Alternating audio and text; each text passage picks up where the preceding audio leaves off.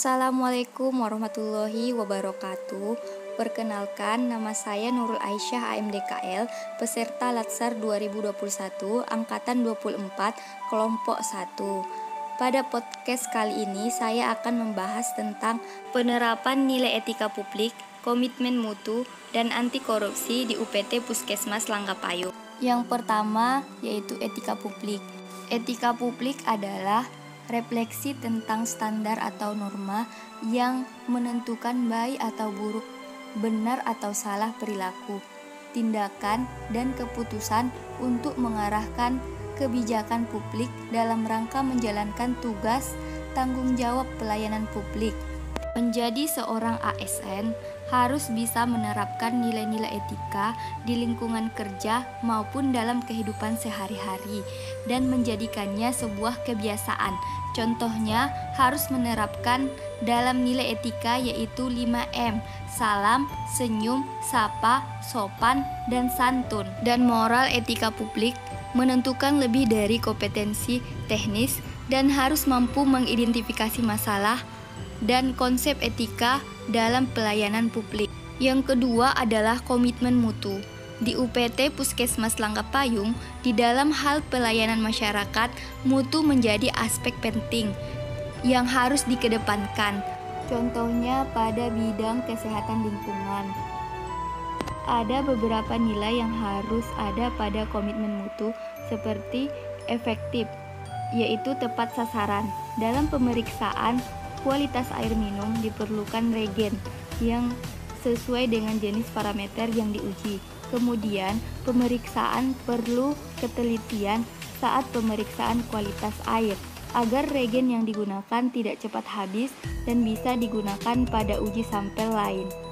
Yang kedua, efisien atau tepat guna. Seperti dalam pemeriksaan kualitas air bersih maupun air minum, tidak semua parameter yang diuji karena terbatasnya jumlah regen yang digunakan dan pembatasan sarana yang diperiksa atau tidak semua warga yang diperiksa kualitas airnya. Karena harus ada pemberitahuan dari Dinas Kesehatan maupun warga setempat apakah sarana air tersebut layak diperiksa. Yang ketiga yaitu nilai inovatif. Perubahan yang saya lakukan setelah ada alat sanitarian kit, saya membawa sebagian alat ke lapangan dan melakukan pemeriksaan in situ ke rumah-rumah warga dan menjelaskan bahaya jika air yang dilakukan tidak sesuai dengan parameter seperti pemeriksaan suhu, pH, maupun TDS. Keempat, nilai berorientasi mutu. Adanya kerjasama antara kepala lurah maupun kepala desa dan kader-kader kesling lainnya agar meningkat tingkat kesehatan masyarakat baik secara daerah maupun nasional. Yang ketiga adalah anti korupsi.